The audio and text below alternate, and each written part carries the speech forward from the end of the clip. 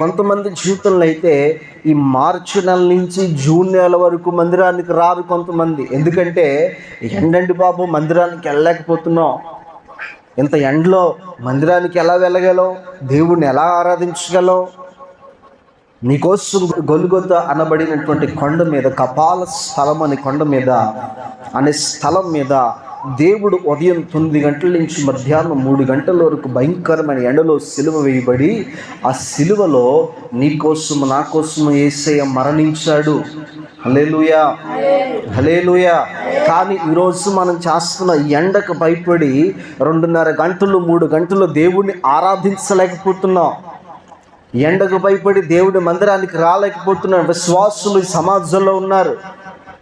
ఉదయం 10 గంటలకి ప్రార్థన అయితే 10 గంటలకి శుభ్రంగా స్నానం చేసి ఏసీ గదిలోకి వెళ్ళి ఏసీ వేసుకుని ఫోన్లో రీల్స్ చూస్తూ మందిరానికి రాలేనటువంటి క్రైస్తవులు చాలామంది ఉన్నారు.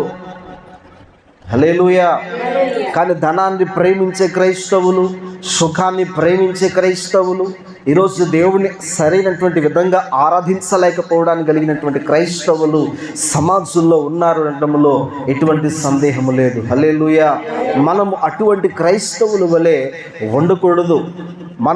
మన దేవుణ్ణి ఆరాధించే వ్యక్తులుగా, ఎండైనను వర్షం వచ్చినా ఏదొచ్చినా ఏదైనా సరే దేవుణ్ణి ఆరాధించే వ్యక్తులుగా మనం ఉండాలి.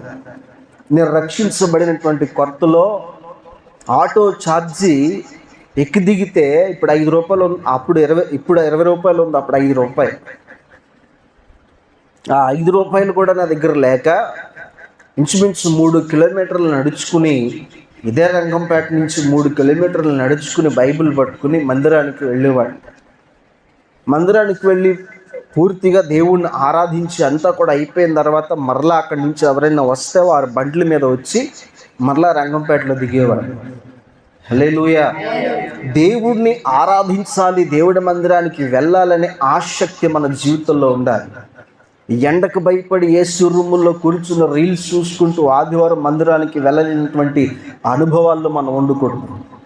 ఈరోజు దేవుడు ఆశీర్వదించాడు, ధనం ఇచ్చాడు, ఇల్లు ఇచ్చాడు, అన్నీ ఇచ్చాడు. ఈరోజు మందిరం గుర్తుకు రావట్లే, ఈరోజు దేవుడు అనేవాడు గుర్తుకు రావట్లే.